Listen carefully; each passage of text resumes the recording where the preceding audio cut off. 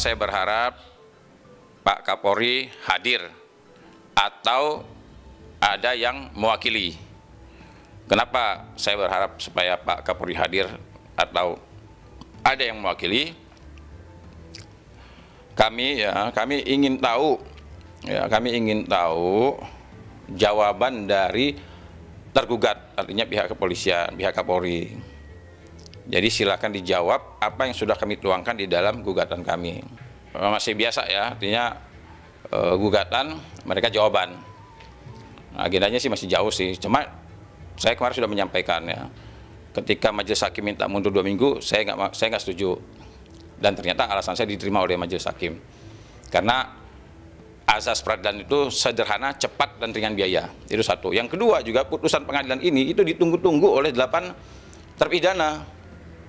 Ya, ini kan bukan untuk kepentingan kami, tapi kepentingan keadilan. Nah, masa kita nggak tergugah sih hati kita?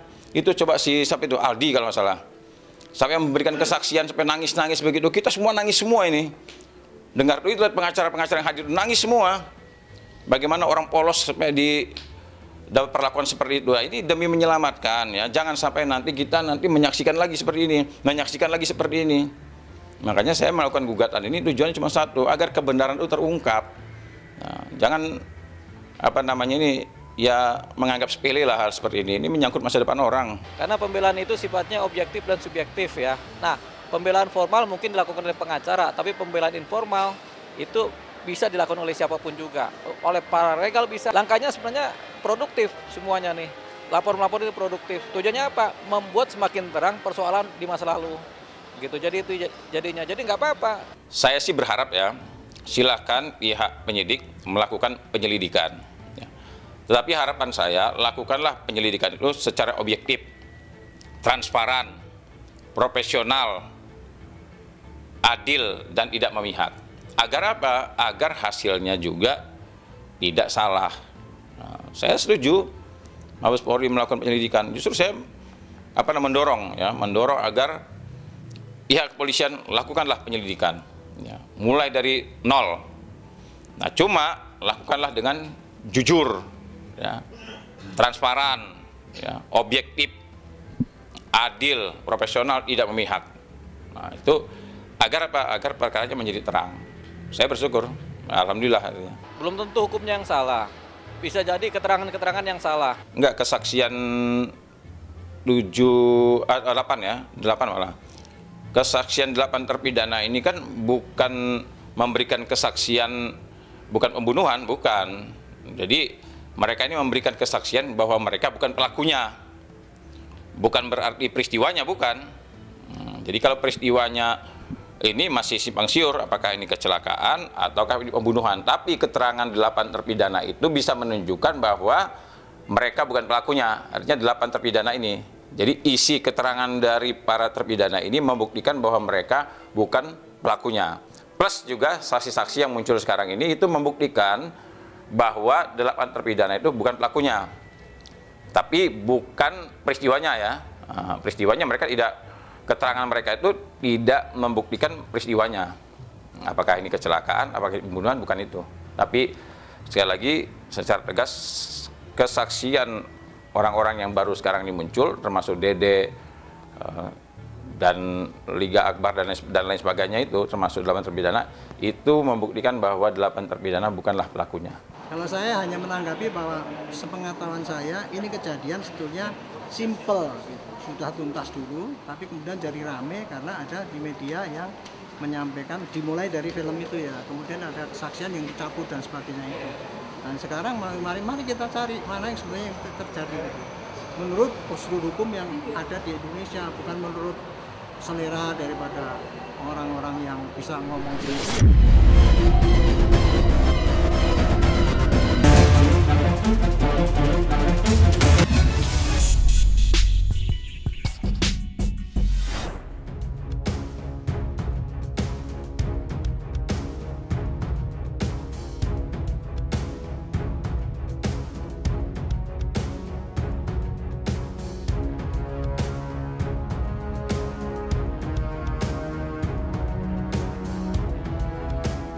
Asli kemarin gue waktu lihat foto dan video nih istrinya Kibil KW waktu ikut Jember Fashion Show, gue ngakak ya. Aduh, orang mah kalau ikut fashion show tuh ya nakar diri ya, berkaca dulu bentuk badannya gimana, baju yang akan ditampilkan itu gimana, cocok atau enggak, riasan juga gimana, aksesoris gimana. Jangan main asal pakai dan tubruk aja ya. Jadi gini, abis hamil Amina, lahiran tuh aku turunkan berat badan. Nah, belum di berat badan yang ideal, aku udah hamil lagi. Yang dimana aku naiknya jadi lebih besar lagi. Nah, dari situ tuh netizen tuh mulai yang kayak ngata-ngatain, aku jadi gak pede, terus aku sempet kayak nggak mau nyanyi lagi. Gak mau nyanyi, terus gak pede sampai aku sempet kayak gini, aku gak mau nyusuin anak aku deh. Aku sempet kayak gitu, karena aku ngerasa dengan aku nyusuin aku tuh jadi gendut nih, aku gak suka gitu loh. Tapi padahal orang-orang di luar tuh gak tahu ya betapa susahnya aku tuh mengasihi anakku gitu ya di usia aku yang 26 tahun. Dimana aku tuh dulunya di rumah tuh kayak ya aku tuh manja banget. Sekarang aku yang dimana aku di rumah tuh sendiri, punya anak, aku harus ngurus suami, ngurus anak, belum lagi omongan netizen. Nah itu tuh buat aku jadi kayak stres gitu. Kalau anak-anak saya sih nggak khawatir ya, karena mereka di tengah keluarga yang begitu solid untuk bisa menguatkan satu sama lain. Apalagi anak-anak udah biasa hidup dengan orang tua yang sudah masuk dalam satu industri yang bedanya sekarang era teknologi. Jadi mudah-mudahan sih semuanya bisa lebih legowo ya, yang namanya haters atau followers sama aja, semuanya harus dianggap positif. Dipermaksana sini, hidung dimancungin ya, bibir di filler dan kulit lebih cerah gitu ya, tapi tetap aja ya menurut gua weird gitu ya, alias aneh gitu ya.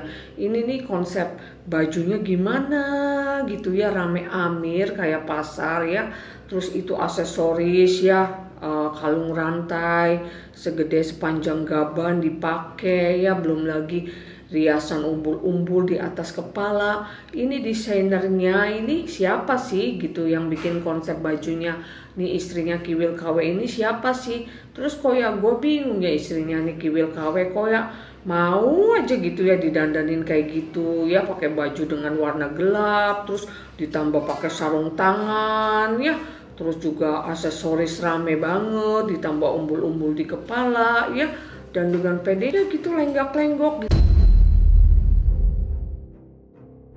Nggak apa-apa kan, masyarakat kita ini kan sangat kompleks, sangat beragam. Jadi ada yang memang seneng untuk diskusi hal-hal yang kadang negatif dan kadang justru merugikan orang lain. Tapi yang saya harapkan adalah semua masyarakat Indonesia sekarang harus lebih konsumtif dalam mengkonsumsi digital literasi. Jadi biasakan untuk membaca selesai caption dengan baik, menelaah dengan baik, dan harus bijaksana untuk menggunakan sosial media. Dengan pedenya gitu lenggak-lenggok di catwalk ya, serasa dirinya tuh keren banget ya.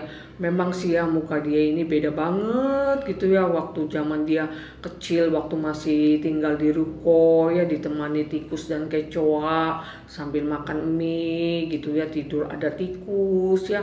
Dengan sekarang waktu udah banyak duit, terus jadi istrinya si keluarga geledek ya. Saya justru salut Aurel pulang ke kampungnya untuk mensupport satu event yang memang sudah established dari dulu kala, dari dia kecil sampai sekarang, dan dia mau kembali untuk daerahnya. Dan Aurel sangat mensupport makeup artis lokal. Itu kan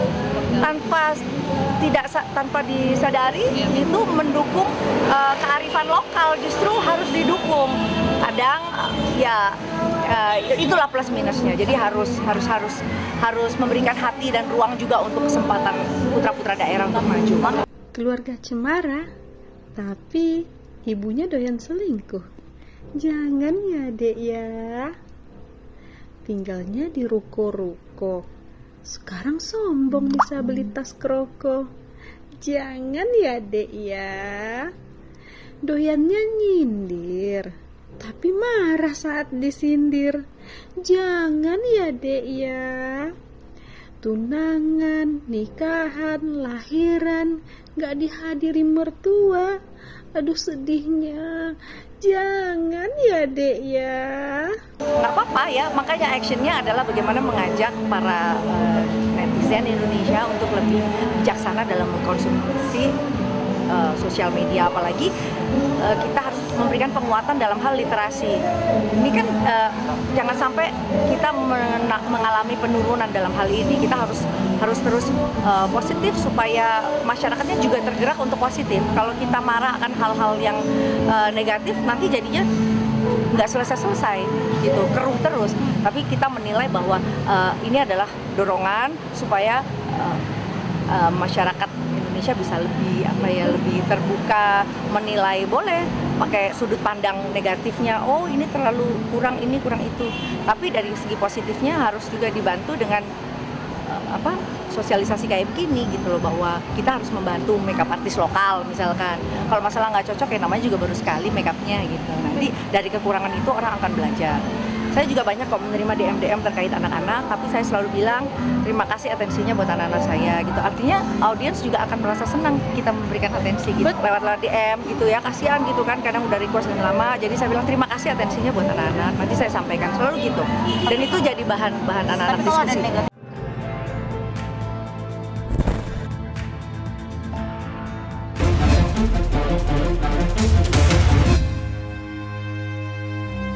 Sekarang sih kondisinya Sony masih belum pulih banget ya, masih belajar jalan juga masih ngap-ngapan, tenggorokannya masih agak sakit, minum air putih juga masih teriak-teriak, terus nggak bisa kita ajak ngomong banyak gitu, karena kalau kita ngomong banyak juga dia langsung kayak teler gitulah gitu.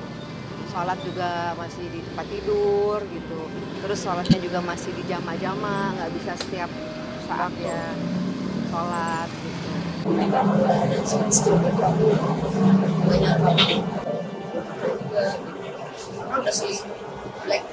Selama ini sebenarnya selama 2 tahun itu dia sebenarnya sakit, cuma nggak pernah mau. Sakit bagian apa? Dia tuh pernah ngalamin stroke ringan ternyata sebelum nikah ya. Cuman karena dia itu kan kerja, jadi kadang-kadang suka nggak dirasa. Ternyata pernah stroke ringan, dokter pernah bilang, tapi dia baru kasih tahu kita efeknya kayaknya. Ya, lagi sekarang. Apa nih dia cerita, aku pernah bawain MC gitu kan, lagi berdiri, tiba-tiba dia black out gitu. Itu udah ketiga kali. Yang kedua di mobil untungnya di lampu merah gitu. Dia pikir tuh dia ngantuk gitu, tiba-tiba hilang gitu, untungnya di lampu merah. Terus bangun tuh mungkin karena diklaksonin orang kali ya, dia udah siaga begitu gitu. Terus yang ketiga, kan aku ada terapi, aku kan bikin terapi elektrik ceritanya nih gitu kan. Son, bantuin dong kakaknya support, aku bilang gitu kan. Ya udah pasien pertama Sony lah, aku bilang gitu kan. Apa sih Kak, pokoknya Kak Elma punya masas elektrik deh gitu. Di setrum Kak Elma, aku bilang begitu kan. Ya udah deh cobain, ntar Oni promosiin. Udahlah dicobain gitu kan. Di bagian badan dia masih terima. Begitu dia di bagian kepala dia menjeritnya tuh menjerit kayak orang mau dibunuh lah gitu. Kaget gitu kan. Son, jangan lebay deh, aku bilang gitu kan. Enggak Kak Elma, sakit banget. Sakit gimana? Kepala Sony tuh kayak ditusuk-tusuk kayak gimana. Aku bilang gini, Son, ini kan memang bagus untuk peredaran darah. Jadi kalau ada yang kesumbat, aku bilang gitu. Kalau ada yang tuh itu bisa lancar gitu.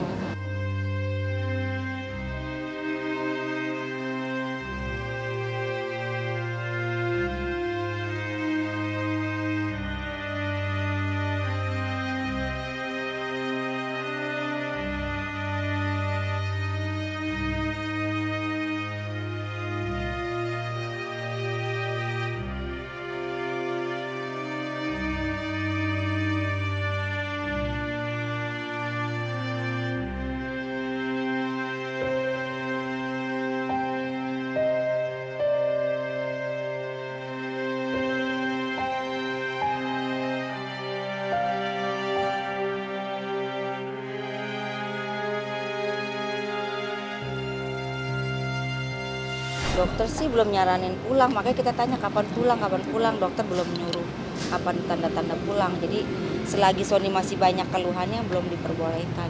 Udah mau hampir 3 minggu ya di rumah minggu, sakit, udah apa namanya, tanda-tanda untuk cepat pulangnya masih belum kelihatan. Iya, aku Namanya nggak pernah lihat adik sakit ya. iya Kaget histeris juga. banget. Karena pas aku datang jam 12. Jam 2 itu soalnya harus dioperasi, gimana aku nggak nangis ya, aku teriak-teriak Sony, Harus ya cepet-cepet Allah, kata Sony, dokter. ya Allah, yang kayak gitu-gitu, kok cepet banget, kok harus ditindak gitu.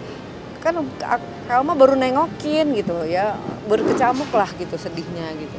Sony, Kak Alma berharap Sony bisa menjalankan semua ini, Sony kuat, Sony bisa dapat lagi kerjaannya, bisa